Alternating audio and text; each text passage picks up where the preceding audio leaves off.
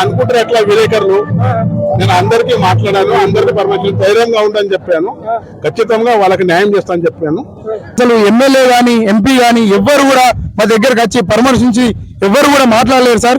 మా ఎమ్మెల్యే కూడా కలిసినా అని చెప్తున్నారు సార్, కానీ ఇది న్యాయం కాదు సార్.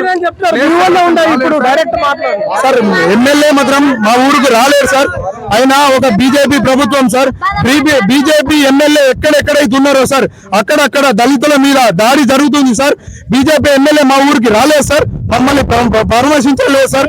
ఇదంతా నాటకం సార్, ఎమ్మెల్యే వెనక నుంచి నడిపిస్తున్న నాటకం సార్. మా బుద్ధ విహార్ని ఆ రోజు అక్కడి నుంచి తొలగించడానికి ముఖ్య కారణం ఎమ్మెల్యే సార్.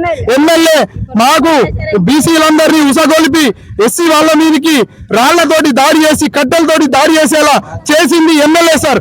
ఏం జరిగినా నేను చూసుకుంటా అని చెప్పేసి MLA Ramarao Patel, MLA power Ramarao